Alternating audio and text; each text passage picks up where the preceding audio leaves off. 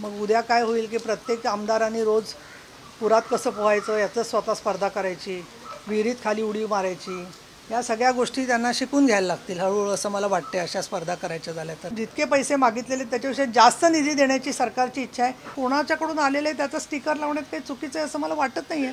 ते स्वतः कुठलीही लेना बँक नाही आहेत हे सगळ्यांना माहिती आहे. देवळाच्या परिसरामधल्या चोऱ्या लगेचच्या लगेच उघडकीला येत आहेत ही सुद्धा एक स्वागतार्ह बाब आहे. हे मी त्यांच्याकडे लक्ष वेधलेलं आहे आणि तुमच्या प्रोत्साहनामुळे मीडियाच्या जे पोलिसांचं एरवी काही करत नाहीत वगैरे असं जे त्यांच्याबद्दल बोललं जातं स्वाभाविकपणे ते नीतिधैर्याचे खच्ची होतं. त्या पार्श्वभूमीवरती हे कोल्हापूर देवीच्या अंतर्गत तिथे सुरक्षा वाढवणं हे फार महत्त्वाचं आहे. तुम्हाला सगळ्यांना कल्पना आहे की याच ठिकाणी गावीत भगिनींनी त्या छोट्या मुली चोरून नंतर त्यांचे जीव घेतले होते. ते मंदिरातलीच घटना आहे जुनी जी आहे ती की ज्याच्यात आजही एवढी शिक्षा होऊनही प्रत्यक्षात त्याची अंमलबजावणी झालेली नाही आहे. आणि म्हणून लहान मुली ज्यांना नवीन लोकांना माहीत नसेल त्याच्यामध्ये कडेवर घेतलेल्या बाळाला बाई स्वाभाविकपणे खाली ठेवते आणि हात जोडते आणि त्यांच्याकडे ती बाईला दारापासून त्या हेरत जायच्या आणि तिथून त्या मुलगी बरोबर पळवलेली असायची आणि दुसऱ्या दाराने घेऊन जायचे. म्हणजे देवीच्या दरबारामध्ये किती समाजकंटक भयानक घटना घडू शकतात ही पण आपल्याकडे उदाहरणं आहे. आणि त्यातून तशा घटना मुलं हरवण्याच्या पळवण्याच्या होऊ नयेत या दृष्टीने कोल्हापूर शहर पोलिसांनी अधिकाधिक चांगले प्रयत्न करावेत अशीच माझी अपेक्षा आहे. मॅडम, मदत पोहोचवली जाते त्याच्यावर फोटो लावण्यात आले आहे. एकीकडे आपण म्हणता राजकारण करू नये पण दुसरीकडे राजकारण होतंय अशा प्रकारे आरोप देखील केला जातो. हे पहा, मी आता 23 वर्ष विधान परिषदेचे आमदार आहे आणि त्याच्यामध्ये 2013 साल 2017 साल 2018 साल अनेक ठिकाणच्या पूरग्रस्त परिस्थितीच्या मध्ये मदत कार्य सगळ्यांनी केलेली आम्ही पाहिलेली आहेत. त्यामध्ये अशा आपत्तीच्या वेळेला जे धान्य किंवा वस्तू पुरवल्या जातात त्या कुठून आलेल्या आहेत याचा सोर्स माहिती असणं सुरक्षिततेच्या दृष्टीने आवश्यक असतं. कारण खराब झालेलं धान्य किंवा कोणाकडून आलेलं आहे ही माहिती असणं गरजेचं असतं. याच्यापूर्वी जे बीडमध्ये किंवा इतरत्र ट्रक गेले होते आज जे टीका करतायत तर ते मदतीच्या शेतकऱ्यांच्यासाठी प्रत्येक ट्रकवरती बॅनर असायचे. फक्त आज जे टीका करतायत त्यांचे बॅनर त्याच्यावरती होते आणि आत्ताचे जे पोचवणारे आहेत त्यांचे नसतील त्यांच्या भागामध्ये. त्यामुळे असं माहिती दिली कुठून आलेले धान्य किंवा असं तर त्याच्यावरून हेतूबद्दल शंका घेऊन अजून त्याच्यामधून काय लोकांची स्मृती तेवढी जागृत नाही आहे. रोज ब्रेकिंग न्यूज येतात. या गोष्टीचा गैरफायदा घेणं बरोबर नाही असं मला वाटतं. आणि त्यामुळे नाव आणि दुसरं मी हा पण प्रकार पाहिलेला आहे की एक संस्था देते तर ते काही लोक समाज घटक आम्हीच दिलं असं म्हणून सगळीकडे डांगोरा पिटतात. म्हणजे श्रेयाचा मुद्दा नसला तरीसुद्धा त्याच्यामध्ये काय अडचण आली धान्य अजून पाहिजे काय नाही तर याच्याबद्दल कोणाच्याकडून आलेलं आहे त्याचं स्टिकर लावण्यात काही चुकीचं आहे असं मला वाटत नाही आहे. मला तर आश्चर्य वाटतं या गोष्टीचा काय टीकेचा विषय होतोच कसा. कारण शेवटी कुठून आलं आहे धान्य. उद्या त्याच्यात बघा एखादी जरी कुठे अळी सापडली तर काय होईल त्या माणसाची जबाबदारी होईल ना. त्याच्यामुळे कोणाकडून धान्य आणि आज आपण लेकरांना देत होते म्हातारी माणसं खातात अशा वेळेला ते धान्य कुठून आलेलं आहे हे कळलं तर लोक विश्वासाने ते घेतील. आणि त्यामुळे ज्यांना राजकारण म्हणून ते घ्यायचं नसेल तर तो त्यांचा प्रश्न आहे. परंतु ह्या अशा पद्धतीने टीका करणं म्हणजे जनतेच्या स्मृतीबद्दलचा अविश्वास दाखवून त्यांना दिशाभूल करणं हे असं माझं मत आहे. एकीकडे महाराष्ट्राला दुजाभाव दिला जातो पंजाबला मात्र तातडीनं या ठिकाणी मदत दिली जाते. राज्यांमधला जो दुजाभाव आहे तो या ठिकाणी अधोरेखित होतोय का केंद्राकडून? हे पहा आता तुम्ही किती अभ्यासू पत्रकार आहात किती वर्ष तुम्हाला पाहते. पंजाबमधला पूर कधी आला सांगा बरं. 15 दिवस होऊन गेले. पंजाबचे अध्यक्ष विधानसभेचे अध्यक्ष मला 13 सप्टेंबरला भेटले तेव्हाही आम्ही पुराची चर्चा केली. म्हणजे किमान 6-7 सप्टेंबरपासून पंजाबमध्ये पूर आलेला आहे. आपल्याकडे 100% मदत मिळणार. आणि मी तर आपल्याला असं सांगेन की महाराष्ट्रावरती केंद्र सरकारचं एवढं प्रेम आहे की ते ताबडतोब मदत आज ना उद्या जाहीर होईल. याच्यापर्यंत पूर्वी 10 वेळेला मदत सरकारने केलेली आहे. त्यांचं ते कर्तव्य आहे.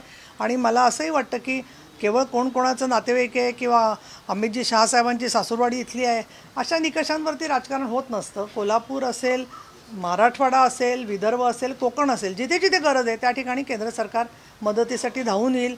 अजिबात महाराष्ट्राचं स्थान ध्रुवबाळासारखं आहे.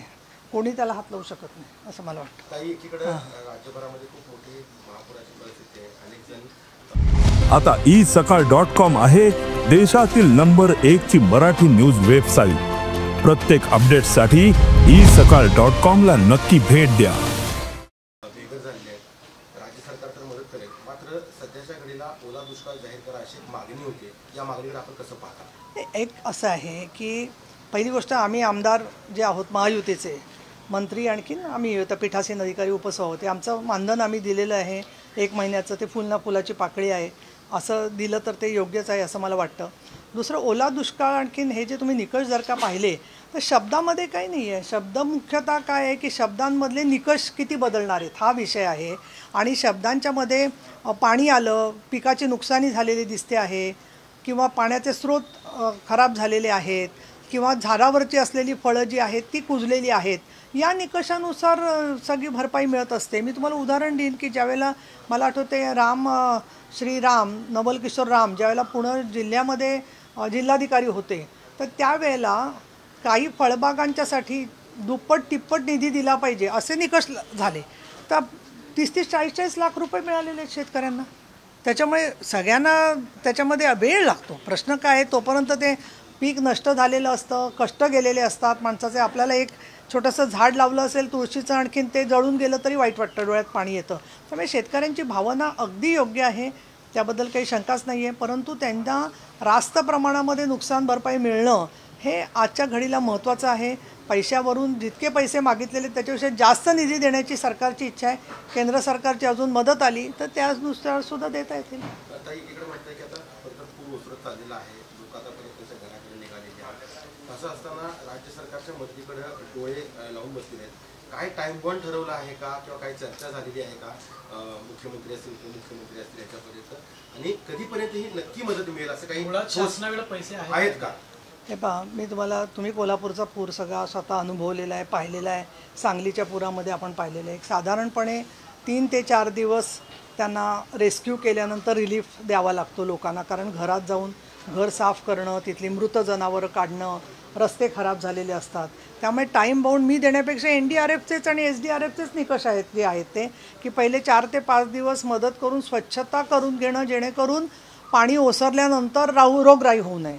त्यामुळे त्याच्यानंतर रेस्क्यू, त्याच्यानंतर रिलीफ दिला जातो. आणि टाईम बाउंड कार्यक्रम जो NDRF आणि SDRFच्या नुसार पंचनाम्यामध्ये जे दिसेल आपल्याला की किती प्रमाणामध्ये आता घरात पाणी आलेलं आहे, मग त्यात अंशतः आलं असेल तर त्यांना अंशतः अनुदान दिलं जातं.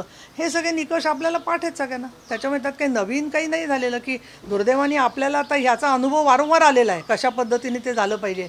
आणि त्याच्यात सरकारचं कुठे काही राहिलं तर तुम्ही अतिशय जागृतपणे ते आठवण करून देता, त्याचा इफेक्ट दिसतो. आज आमचे मंत्री असतील किंवा मुख्यमंत्री असतील, उपमुख्यमंत्री असतील, जे काही येतं ते माध्यमामधलं गांभीर्याने घेतात.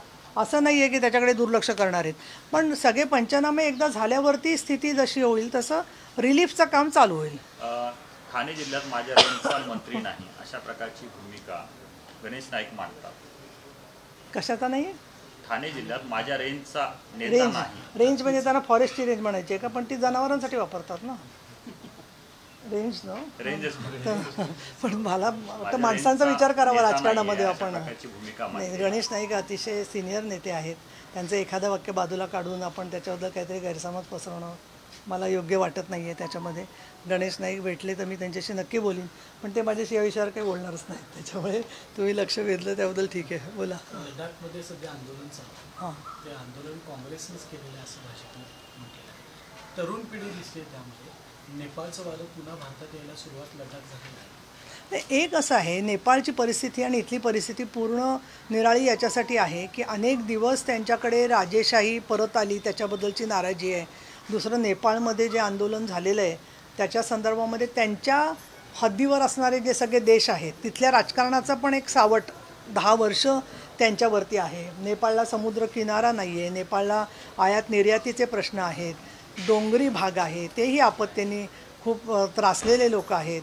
नेपाळी जनता तशी फार सहिष्णू आणि स्वभावाने गरीब लोक आहेत हे जे आहेत ते. त्यामुळे असे जे लोक वंचित असतात ते कुठल्या ना कुठल्या कारणामुळे तरुण मुलं ही नाराज असतात आणि स्वाभाविक आहे त्यांचं नाराज असणं.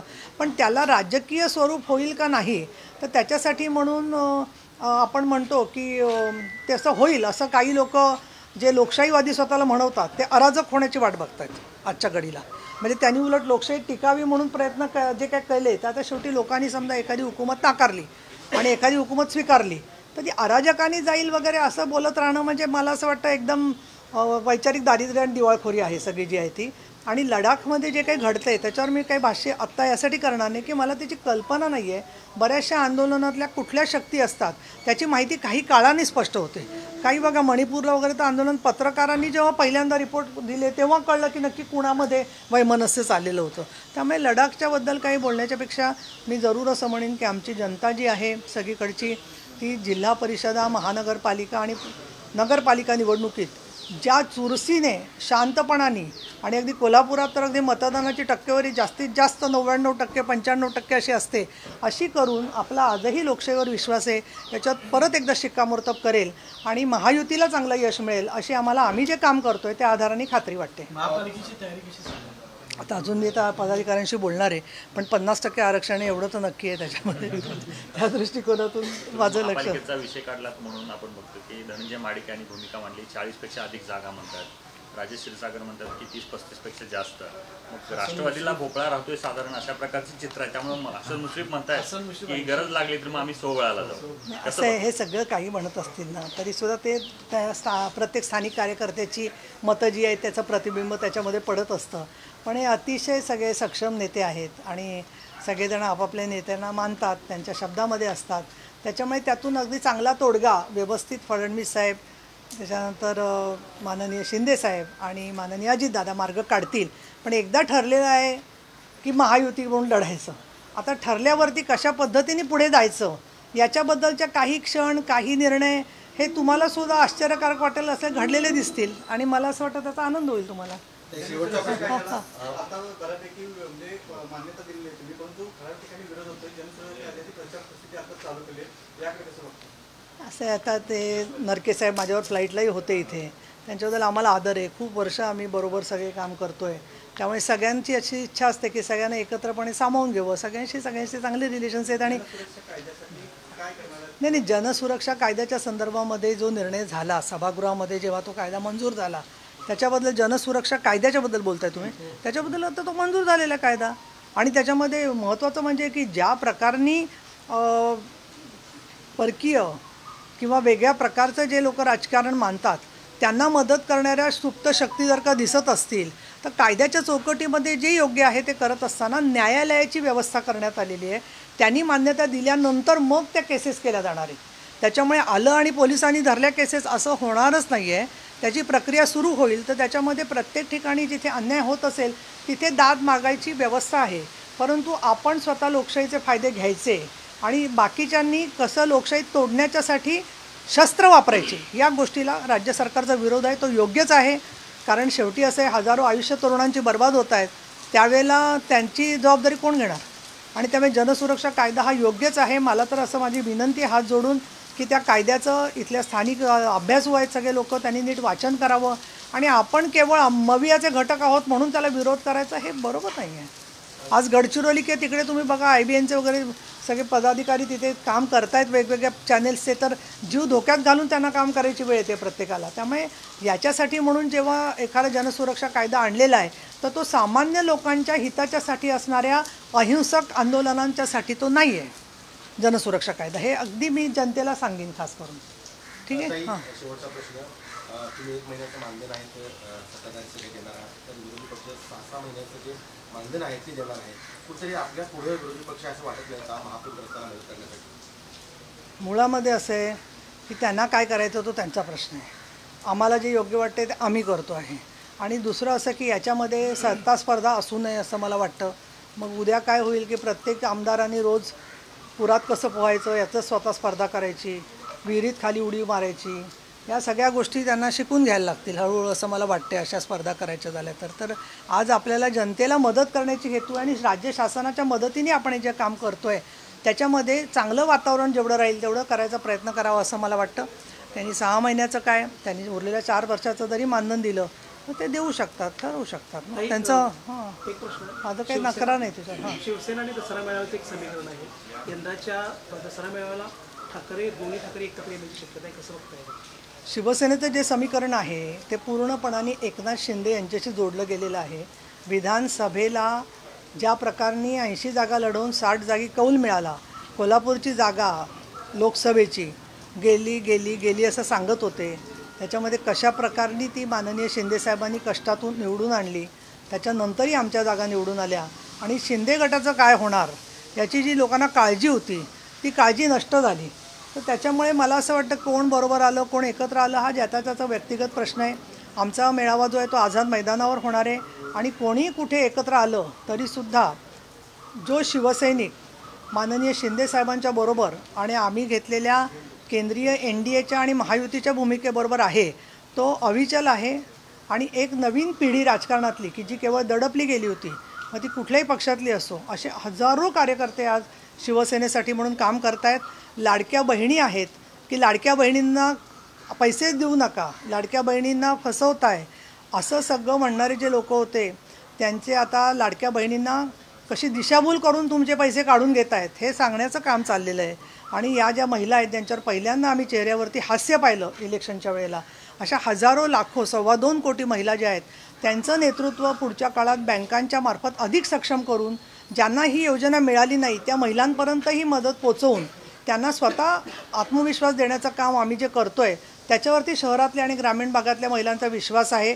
आणि सगळ्यात महत्त्वाचं आहे निवडणुकांमध्ये योजनांपेक्षा तो विश्वास, आणि तो विश्वास एकनाथ शिंदे यांच्यावर जो जनतेचा आहे ते स्वतः कुठलीही लेना बँक नाही आहेत हे सगळ्यांना माहिती आहे. देश विदेशातील प्रत्येक घडामोडींचे लाईव्ह अपडेट मिळवण्यासाठी आता साम टीव्हीच्या सर्व सोशल मीडिया प्लॅटफॉर्मला लाईक, फॉलो आणि सबस्क्राईब करा. तसंच सर्व नोटिफिकेशनसाठी बेल आयकॉन प्रेस करायला विसरू नका.